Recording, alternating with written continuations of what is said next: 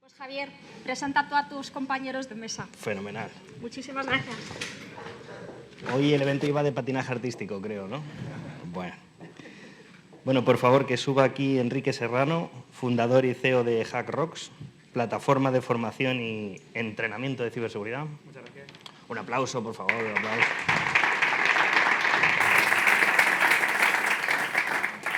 Y que suba también, por favor, Miguel Ángel, socio fundador de Minery Report, empresa de ciberseguridad y transformación digital.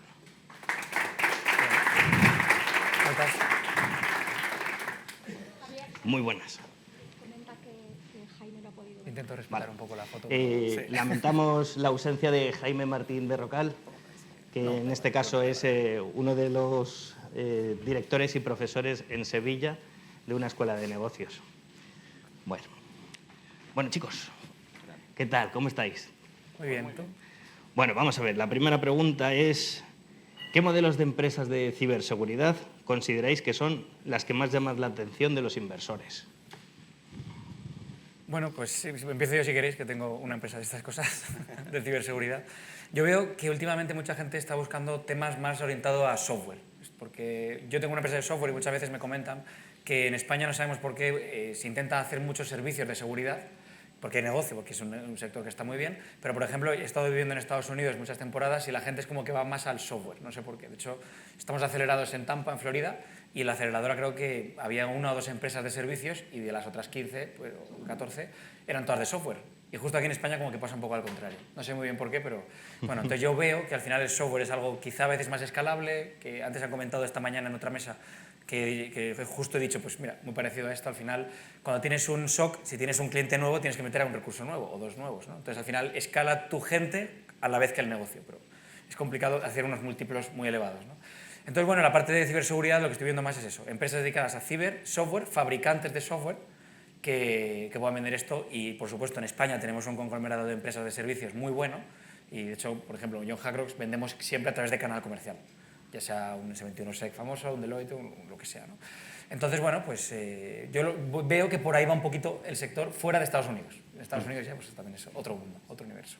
Fenomenal. ¿Qué opinas? 100%, pues coincido con el compañero, exactamente, tanto en España y sobre todo en Estados Unidos, lo que se busca son empresas que produzcan software o que produzcan hardware, a lo mejor un poco más complicado, sí. pero principalmente software. Pero creo que también porque es bastante más fácil de escalarlas, como bien comentabas, al final empresa de servicios, nosotros en nuestro caso solo ofrecemos servicios, efectivamente según vas ampliando la facturación, el equipo va creciendo casi a la par, ¿no? Entonces, una empresa de servicios, una vez que tienes ya un software que funciona, un software consolidado y demás, pues al final es meterle dinero para marketing, para ventas, equipo de respuesta y tal, y con eso consigues hacer esos múltiplos que comentaban antes, una empresa de servicios más complicada. También es verdad que una empresa de servicios, desde mi punto de vista, es más personalista. Al final, en la empresa de servicios, tu asset es las personas, y las personas se mueven. Si me hago un software, tu IP es tuyo y pues, te lo compran, se mueve, pero si no te lo compran, no se mueve, ¿no? Fenomenal. ¿Cómo decidís qué tipo de financiamiento es el más adecuado de vuestras empresas en el caso de que lo hayáis tenido? Bueno, a ver, yo siempre, el de las ventas es el mejor del universo. Cuanto más vendes, no te hace falta inversores, ¿no? O si te hace falta para vender más rápido. Entonces, bueno, yo siempre opino que si puedes, he estado hablando de hecho con algún emprendedor antes que vea por aquí por la sala, si estás empezando algo y tienes opción de tener una especie de EBITDA positivo desde el inicio, aunque sea gastos 2 euros, vender 3, maravilloso. Eso sí, a lo mejor hay un punto en el que tendrás que tomar una decisión, que tengo muchos colegas del sector que han tenido que tomarla. Oye, si yo quiero vender en vez de 100, 1000 mañana, pues a lo mejor te hace falta una financiación de un Venture Capital, de un Business Angel. Yo, por ejemplo, he confiado mucho en Business Angels que sean cualificados del sector, que a veces es muy complicado. Si te dedicas al sector de la automoción, pues gente que además de poner dinero, pues tenga sus contactos, tenga sus puertas, te dé eso es smart money, que se llama mucho ahora, que te dé algo más, ¿no? No solamente una inversión como tal. Que, oye, no digo que hay gente que ponga dinero y ya está, pero hay muchos que sí, que su tesis es, te doy esto y en 2 años hablamos. Entonces, bueno, yo he intentado, en el mundo de ciber, que a veces es un mundo muy, no quiero decir oscuro, pero sí de todos nos conocemos, es poca gente, sobre todo en España, por ejemplo. Bueno, si además es gente que te puede abrir puertas, que está conectada y que aporta también tema de ventas, temas de consejos, temas de advisors, tenemos también en la empresa advisors, que han invertido o que no han invertido, pero oye, al final, por ejemplo, a mí eso creo que me ha resultado bien y estamos un poco con esa tesis ahora mismo. Fenomenal. No, parece que vamos a estar de acuerdo en todo. Nada, efectivamente. Yo, para mí, creo que lo que más sentido tiene es que sea ese smart money, porque al final, dentro de esta industria, como ahora mismo estamos, vamos, en los próximos años vamos a ir creciendo y demás, para mí tiene sentido que el dinero que entre no solo sea dinero, sino que también sea un abridor de puertas, o ya sea con experiencia en gestión de equipos. Yo hablo también de mi perspectiva, que estoy más en la parte de servicios, ¿no?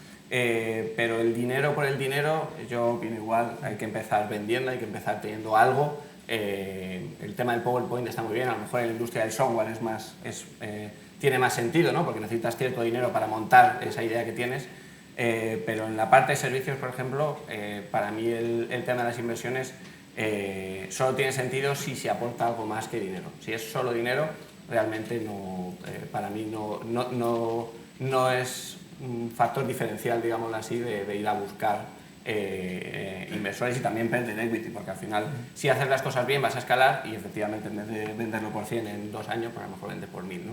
Pero claro, si simplemente te mete dinero y a lo mejor no tienes esa experiencia gestionándolo, no tienes una llegada al mercado, no sabes muy bien por dónde ir porque no has hecho el proceso de venta inicial en el que has conseguido obtener una empresa estable, pues realmente no te va a servir para nada y nos vamos a pasar como pasaba, como comentaba el compañero antes, de ese 90-10, ¿no? Pues ese 90 es muchas veces por eso, porque buscas dinero, al final siempre con la mejor de la intención, pero te faltan ciertas cosas que te permiten escalar esa empresa utilizando ese dinero, ¿no? Totalmente. Sí, luego hay un detallito también. Hay casos de uso ahora muy relacionados con los fondos de I+D, de estos de la Unión Europea.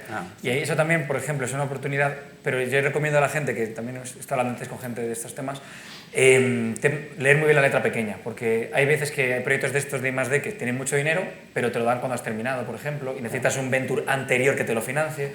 Tengo un amigo que ha tenido un susto porque dice, que esto lo pagas después, pues entonces no lo hago, ¿no? Entonces es una multa.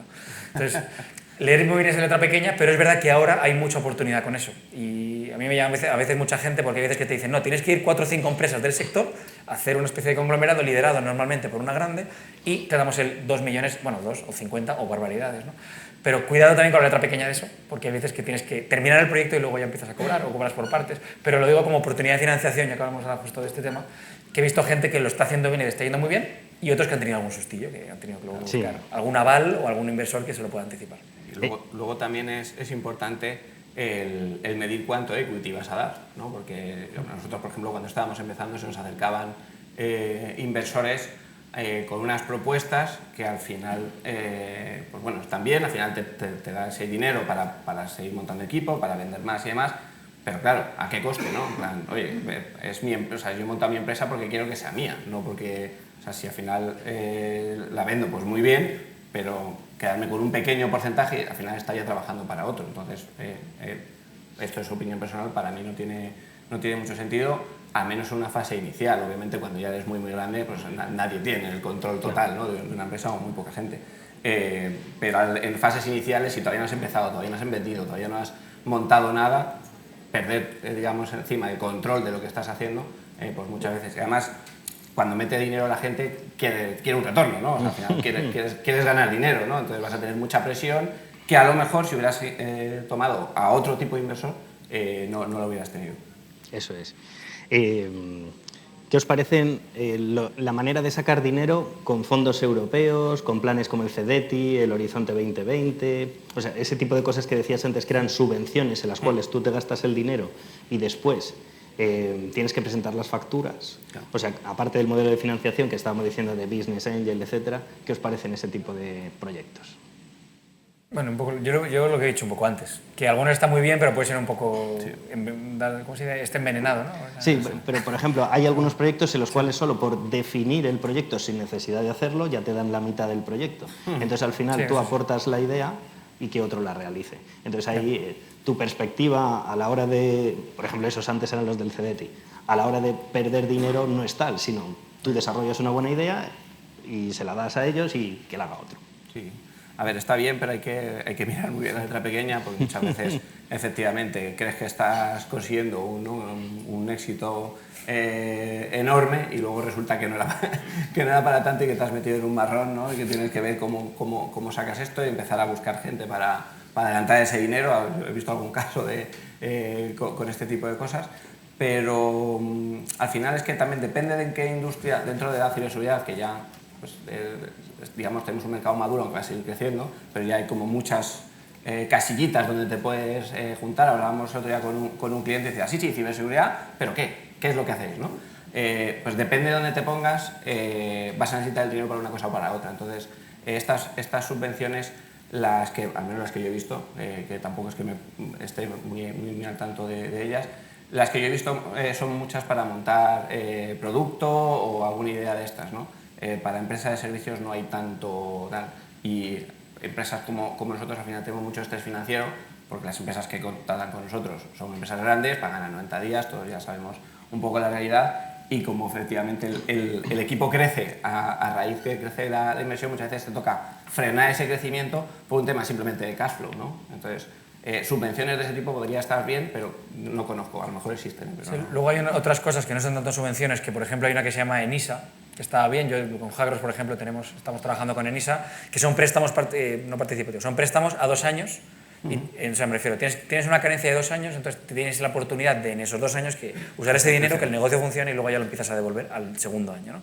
No es una subvención, o sea, no es un dinero a fondo perdido, tienes que devolverlo, es a un interés más o menos que está bien, y no te piden un aval que te piden en tu casa, como a lo mejor te pide un banco, ¿vale? Entonces, bueno, y lo bueno es eso, que tienes esos 2 añitos para usar ese dinero para luego poder devolverlo. Te hacen un análisis. Yo tardé en torno a 9 meses en conseguir. Que a lo mejor eres un emprendedor que estáis empezando, mañana no lo vais a tener, pero tienes que hacer un plan comercial, tienen una especie de jurado que evalúa tu plan comercial, te hacen preguntas, es como si fuera un venture, pero que es el gobierno, que es ENISA en este caso, y te dice, venga, apuesto por ti. Y entonces ya te dan ese dinero y ya lo vas devolviendo. Sí, son entre 40 y 60.000 euros más o menos lo que da. Bueno, nosotros es incluso más. O sea, el máximo creo que son 300.000. Nosotros conseguimos más de 60. Pero tienes que meter tú o invertir tú mismo al menos el doble de lo que pides. Entonces, si pides 300, tienes que invertir 600. Que no significa que te van a dar 300. A lo mejor te evalúan, pues te doy 2.000. y ya has invertido 600. Pero, hombre, se suele acercar bastante a la mitad de lo que has invertido, ¿vale? No es exactamente, o sea, estoy hablando un poco a modo general, pero sí, y de hecho puedes pedir más de uno. O sea, pasan los 2 años, oye, que es que mira, ahora quiero mejorar mi producto de esta manera, añadir esta funcionalidad, y en el segundo ENISA te pueden dar más o menos la mitad del anterior. O sea, tampoco vas a estar toda la vida pidiendo. Si tengas 2.000, 1.000, ¿no? Sí, eso es. ¿Vale? Pero oye, yo he trabajado con ellos, tardan, pero funcionan bien, y luego tienen una newsletter de empresas españolas que tienen el ENISA como nosotros, y van poniendo los hitos, vas viendo cómo tus compañeros de emprendimiento del sector van mejorando contigo. Bueno, tienen una cierta comunidad y que realmente fue fácil hablar con ellos. O sea, en burocracia no ha habido mucha más que, oye, ¿quiénes sois? Contadme quiénes son los socios, cuál es el proyecto de negocio, nos lo queremos, no nos lo queremos, vas al notario y el día siguiente tienes el dinero en la cuenta, ¿no? Entonces, luego, eso sí, hay que devolverlo. Pero, claro, pero tener el sello de NISE, en este caso, te da una fiscalidad para el año siguiente reducir por la ley de startup. Entonces, al final tienes un 10% de descuento. Entonces, sí, aparte del dinero... Luego está la ley de startups, que eso efectivamente está ahí también. Eso fenomenal. ¿Habéis vivido algún proceso de due diligence? Si lo habéis vivido, ¿cómo es la experiencia? Sí. Empieza tú, si quieres. Sí, nosotros, aparte de vivirlo, o sea, no en nuestra propia empresa, pero sí haciendo compras de empresas, y luego también ofrecemos el servicio de technical due diligence. O sea, al final, uno de los servicios que ofrecemos, tenemos mucho trato con despachos de abogados y demás, y se nos acercan. De hecho, hemos abierto hace muy poquito una sede en Finlandia, una cosa bastante curiosa, y un cliente de allí nos pidió una technical due diligence en finés de una empresa de allí, ¿no? Que se dedican a alemania y tal. Entonces, al final, las empresas, depende de la fase en la que estén, suelen tener las cosas mejor o peor, ¿no? Al final, a nivel contractual, casi todas suelen tener un bastante desastre, el tema de la gestión documental no suele llevarse bien. Entonces, es entretenido, o sea, es un trabajo, la verdad es que curioso. La parte del due diligence, la parte del technical due diligence, pues al final, como es nuestro trabajo, pues lo hacemos más rápido.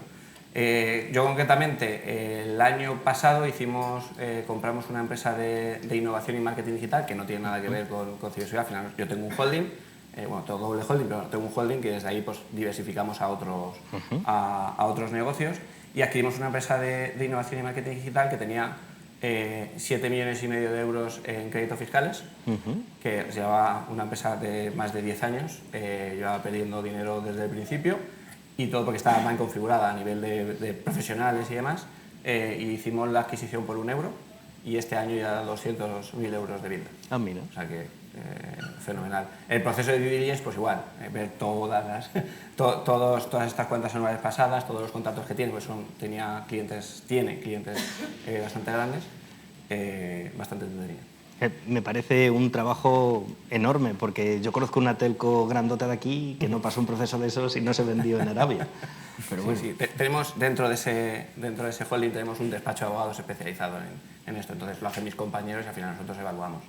Fenomenal. Sí, un aspecto muy importante de las due diligence en ciberseguridad es que, aparte del dinero, que es lo que primero se mira, lo otro es que no sea humo. Porque sí, en ciber, mucha gente conozco, está de moda la ciber, me subo a la ciber, monto cualquier cosa y ya.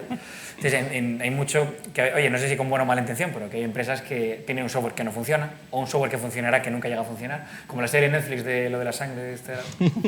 Pues en ciber a veces pasa lo mismo, ¿no? O sea, tengo la seguridad 100% perfecta, con antivirus no te va a entrar nadie, te lo aseguro aquí con un sello. Eso sabemos todos que en ciberseguridad la seguridad al 100% no existe y por lo tanto prometer eso tampoco, ¿no? Entonces hay veces que hay que hacer más due diligence técnica y ver que esto realmente funciona y que está ahí, que no tanto de números, que por supuesto es la estándar, por así decirlo. Fenomenal. ¿Cómo veis la inteligencia artificial y la computación cuántica dentro de la ciberseguridad? ¿Serían materias que meteríais en vuestras empresas o que pueden ser interesantes en el sector? Sí, a ver, bueno, no sé si la gente que está aquí es más o menos técnica, pero en la parte de la computación cuántica, pues obviamente tiene unos retos muy grandes para toda la parte de encriptación, ¿no? De cifrado de las comunicaciones, HTTPS, el Bitcoin, que también está no muy tal. El día que una empresa o un gobierno consiga tener una computación cuántica asequible, porque ya existe, pero es bastante cara, será una revolución grande. He visto varias empresas en España que venden eso, cifrado postcuántico y cosas de este estilo. Creo que, al menos para mí, todavía queda bastante lejos. Y la inteligencia artificial, por lo menos en nuestra empresa, para hacer informes o revisar informes dentro de la técnica de due diligence, ahora antes con Fernando, que tenemos una herramienta que estamos mejorando interna, que no pretendemos venderla, precisamente para ayudarnos a hacer esta due diligence con inteligencia artificial y demás. Esto está aquí, o sea, esto no es el futuro ya. O sea, esto, a lo mejor si hablamos hace 4 años, es en plan de, bueno, esto ya llegará seguro, pero bueno, queda mucho. Pero ahora mismo es, si no lo utilizas o no lo insertas bien, digámoslo así, dentro de tus procesos, tienes una desventaja competitiva muy grande. Sí, eso es. Yo digo que si tú usas ChatGPT, los ciberdelincuentes también. Claro. Entonces, pues estás obligado a utilizarlo sí o sí. Nosotros en Hackros tenemos inteligencia artificial, hacemos entrenamiento en ciberseguridad para gente técnica, estamos desde militares hasta gente de las universidades, y obviamente tenemos IA como mentor o acompañamiento del entrenamiento, que es interesante que el caso de uso que hemos montado, y luego también, o sea, tú puedes usar la IA como herramienta para mejorar un proceso que ya tienes o como uso de creador de conocimiento en base a un entrenamiento anterior, ¿no? Entonces lo intentamos usar de las dos maneras. Y luego a nivel de computación cuántica, de hecho lo hemos estado comentando antes, Javier, yo he estado, por ejemplo, en IBM, he tenido la suerte de estar en IBM en Suiza delante del ordenador cuántico, he intentado hacer alguna cosita y no me han dejado alguna maldad con ella, pero hace poco estuve en una charla con uno de los que más sabe de computación cuántica en español, que me da rabia, no me acuerdo el nombre, pero un científico español muy conocido, que hablaba de que de aquí a 35 años va a haber que cambiar todos los cifrados, claro, porque... Sí. Y luego dijo, aunque esto se dijo hace 10 años y los 35 siguen tirándose para Pero bueno, que eso probablemente va a cambiar. Y de hecho ya en Estados Unidos se han propuesto, creo que eran 25 sistemas de cifrado postcuántico como el futuro estándar de criptografía cuántica. Quien consiga eso pues será el nuevo RSA o el nuevo modelo de cifrado, que hay una oportunidad de negocio ahí enorme. Sí. Y de hecho ya en varios fondos de I+D de estos europeos tal se habla de esto. ¿Alguien quiere hacer esto que le pagamos lo que haga falta? Nos ha fastidiado. Claro, sí. Quien tenga esto tiene el futuro del mundo, ¿no? Y la ciberseguridad del mundo. De los 25 que hay propuestas en Estados Unidos, si no recuerdo mal, en torno a 21 o 22 ya se han roto. O sea, no funciona el cifrado, se puede dar la vuelta. Y hay 3 que todavía están vigentes, a día de hace un poquito que lo miré. Bueno, si siguen vigentes 2 o 3 años más, se podría empezar a considerar que hay un posible cifrado postcuántico que ya funciona, ¿no? Entonces, bueno, todavía quedan años, veremos lo que ocurre. Y en ciber, si esto llega a ocurrir en 35, pues efectivamente hay que cambiar todo. O sea, todas las contraseñas, todos los cifrados, todos los datos en reposo cifrados ya no valen, GDPR habrá que cambiarla también. La forma de las comunicaciones incluso. Claro, todas las comunicaciones cifradas, todo. Vamos, influye seguro, vamos. Yo creo exactamente justo lo que estás diciendo. El mundo de la ciberseguridad va a tener un cambio brutal. Los ordenadores cuánticos están empezando a imprimirse en chips de silicio, ya no necesitan tanto frío, ni el efecto Doppler, ni láser. Por lo tanto, vamos a empezar a producirlos en masa. Ya hay baterías cuánticas, la inteligencia artificial ya está pegando fuerte. Yo creo que la unión con la ciberseguridad puede ser una de las empresas startup que tengan más financiación, porque van a tener de 3 sitios y el futuro está ahí. Para mí, vamos. Sí, está ahí. ¿Y tú has hecho alguna prueba ya, de hecho? Sí, que yo lo sé. Yo estoy jugando con eso. La última pregunta, si queréis. Si volvierais a empezar a montar vuestra empresa desde cero, ¿qué haríais, qué no haríais? Sobre todo en el apartado de financiación y en el apartado de... ¿La montaríais realmente en España? No. No la montaría en España. No. La montaría probablemente en Estados Unidos, seguro. Nosotros hace poquito, en septiembre, estuvimos con INCIBE y el ICEX y tal en Washington, viendo un poco cómo está aquello, y la verdad es que se me ponen los pelos de punta, es abrumador. O sea, aquí en España, siempre que hablamos en ponencia, ¿no? Faltan 40, 50.000 profesionales de ciberseguridad en España y demás. Nosotros estuvimos en Virginia primero, viendo a un clúster allí de ciberseguridad. Solo en Virginia hacían falta 55.000. Esa tarde nos fuimos a Maryland, en Maryland 40.000, y luego estuvimos en la Cámara de Comercio de Estados Unidos y nos decían que estimaban que más o menos 500.000 de personas. Solamente con esos números, a poco mal que se te dé, tienes ahí un mercado muy grande. Y sí que nos pareció curioso, y también me gustaría compartirlo con la gente que está aquí, que al menos como mi mentalidad de español, digamos así, ¿no? de viajando hacia Estados Unidos, es curioso lo abiertos que están a las empresas de fuera, a la gente de fuera, ¿no? A lo mejor también es porque era Washington y hay gente de todos los lados, ¿no? de Estados Unidos, pero en todas las reuniones que tuvimos varias reuniones y más, estuvimos preguntando por pues, si aceptarían empresarios españoles o personal español y demás, y todos súper abiertos, y hay un nicho de mercado, y el que quiera lo puede explotar en Estados Unidos, porque hay mucho empresario hispanohablante ignorado por la industria americana, que todo es en inglés.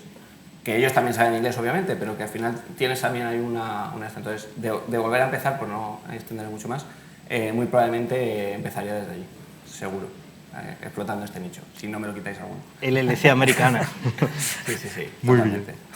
¿Y tú, Enrique? Pues a ver, haría muchas cosas diferentes, llevamos ya 4 años y medio y de ellas he aprendido mucho, si no, no estaríamos aquí a lo mejor. Entonces, bueno, sí, hay muchas cosas, ¿no?, que haría diferente. He visto una cosa que, por ejemplo, que a mí me gusta o me da pena ver como a lo mejor el gobierno de Florida de repente me ha ayudado un montón y otros gobiernos no tanto. Bueno, o sea, pero a veces sí que es verdad que, no sé si, hemos estado esta mañana con la gente del ayuntamiento, que me llevo bien con ellos, de la Comunidad de Madrid, por ejemplo. O sea, a veces me da pena que en España es muy complicado llegar a esas ayudas que hay, porque a veces están ahí, yo cuando empecé ni lo sabía, ahora ya han pasado 2 años de mi startup, ya no puedo adquirir alguna de ellas. O sea, me da pena que a veces, por ejemplo, en Florida, en 2 clics tienes 1000 ayudas y aquí están, no lo sabemos y pensamos que... Entonces me da pena tener que decir, oye, pues en Florida me han ayudado un montón y a lo mejor aquí no tanto, ¿no? Por eso digo que a lo mejor aquí sí se podría hacer la empresa, y de hecho un poco el evento también es por esto, ¿no? Y hay opciones, y conozco gente experta en esto. O sea, conozco gente que, no, subvención del uno, del otro, y de repente están forrados, y digo, sí. Es que eso es lo que habría que buscar, un buen servicio que te diga Claro. en el país donde quieres montar tu empresa cuáles son las subvenciones que puedes optar, porque al final la mayor parte de la gente lo que quiere es montar su empresa y saber de su empresa, no de las ayudas. Entonces yo creo que se pierden muchas buenas ideas por el cash flow, por no saber pedir ayudas que ya están. Claro. Subvenciones, seguridad jurídica también, ¿sabes? A la hora de empleados, este tipo de cosas. Sí, porque luego en España lo de las comunidades, yo estuve en Ceuta, hemos hablado de Melilla esta mañana, yo estuve en Ceuta y es muy parecido hace poco, y en Madrid una cosa que hablaba con el propio gobierno de Madrid, que decía, joder, ayudadnos, o venga, que soy empresa madrileña, que conozco gente que ha movido la SL a otros sitios y me da rabia como madrileño también, ¿no?, que tener que hacer eso, que yo no lo he hecho. Pero digo, oye, ¿qué se puede hacer?, ¿no? Y me dices, es que sois muchos. Digo, claro, es que somos 5 millones ya, ¿no?, en Madrid. Y de esto no hay mucho. Entonces veo que de repente hay mucho emprendimiento en Madrid y a lo mejor una propia comunidad que quiere hacer mucho no puede. Un ayuntamiento de Madrid no es lo mismo que un ayuntamiento de otra ciudad chiquitita. Entonces a veces veo gente emprendedora de pueblecitos chiquititos con un montón de ayudas, que a veces estar en Madrid es bueno porque hay mucho negocio, pero al mismo tiempo es malo porque somos muchos pidiendo ayuda. Entonces, bueno, yo he sufrido un poco vivir a por todas. Y de repente he visto gente que estando en Madrid también se podía conseguir. Es verdad que cuando yo empecé hace 4 años y medio, creo que esto ni siquiera existía, que Damián todavía no estaba con el CyberSec Cluster. Entonces, bueno, hay opciones, es la manera, pero hay que buscarlas. O sea, no van a ir a tu puerta, que era un poco el mensaje que quiero transmitir. Y no hace falta irse de Madrid, porque en Madrid hay muchas ayudas y ya no digo económicamente, estando aquí hoy, por ejemplo, es una pasada, y a mí, por ejemplo, ya me ha beneficiado del café de esta mañana, ¿no? Entonces, bueno, hay cosas, pero hay que buscarlas, y más en Madrid.